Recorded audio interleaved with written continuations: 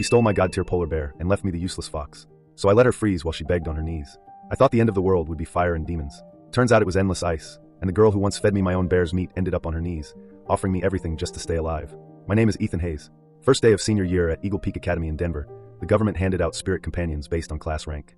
Top student Haley Montgomery, the ice queen daughter of a tech billionaire, grabbed the SSS rank white fox without hesitation. Bottom rank me got the F rank polar bear cub. Everyone laughed. I didn't care. In my last life, that useless bear saved my life. 3 weeks later, the frozen cataclysm hit. Minus 50-degree hell swallowed Colorado. Haley's pureblood fox was still a baby and froze to death on day 1. Consumed by jealousy, she and her crew ambushed me, slaughtered my polar bear, cooked it into hot pot right in front of me, and left me to bleed out in the snow while they laughed. I died cursing her name. This time I woke up on spirit companion assignment day again. I was reaching for my polar bear when Haley suddenly shoved the white fox cub into my arms and snatched the bear. Ethan needs the fox more than I do, she said with fake sweetness. My grades are perfect. I can make any beast work. But Ethan's average. The polar bear would ruin his future. The whole class clapped. The teacher praised her selfless heart. I smiled and said nothing. I knew she had regressed too. The white fox, a haughty little queen who called herself Luna, bit my hand on purpose and forced a rare blood covenant bond. Our lives were now linked. In my head she immediately started complaining. That woman reeks of rotten ambition and cheap perfume. You smelled acceptable. I suppose you'll do, human. Meanwhile my polar bear, now in Haley's arms, looked straight at me and winked twice. Our old secret signal. Everything was under control. He had already sabotaged the bonding array, so Haley became his servant instead of his partner. The frozen cataclysm slammed Denver exactly on schedule. Temperatures plunged. Power grids died. Cities turned into frozen tombs. Haley thought she had the ultimate survival beast. Instead, the polar bear, who remembered everything, treated her like his personal slave. He refused to share frost resistance unless she begged on her knees in the snow and earned it by carrying him through the blizzard on her back, hunting for him, and sleeping in the open while he took the only warmth. She became his desperate pack mule, crawling through the ice while he rode her like a queen's litter and forced her to warm him with her own body heat at night. I stayed warm in a hidden mountain bunker I'd prepared with Luna. She ate spirit stones like potato chips and grew at insane speed because of the blood covenant.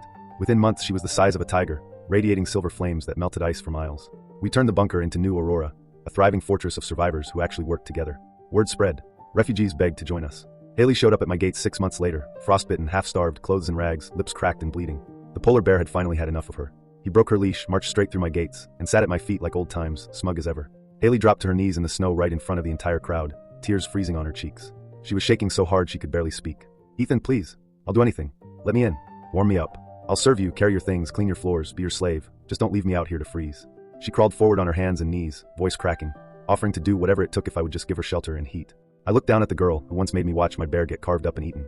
The same ice queen who laughed while my blood froze on the ground. You wanted the polar bear so badly, I said calmly. Keep him. He's all yours, as long as you stay on the outside of these walls forever. The bear gave me one last wink, then turned back to Haley. He didn't need words. He simply stood over her, massive and white against the snow, and waited. Haley understood immediately.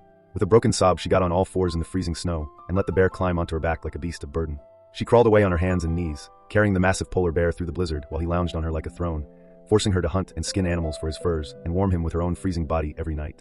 Last I heard, she's still out there, living in a cave, serving as the bear's personal pack mule and heater. Every night she's on her knees or on her belly in the snow, begging the same beast she once murdered and ate for a few minutes of warmth while he grows stronger and fatter on the food she has to kill and prepare for him. Sometimes the most savage revenge isn't killing your enemy. It's giving them exactly what they stole, and watching them spend the rest of their frozen life on their hands and knees, carrying the same beast they thought would make them queen.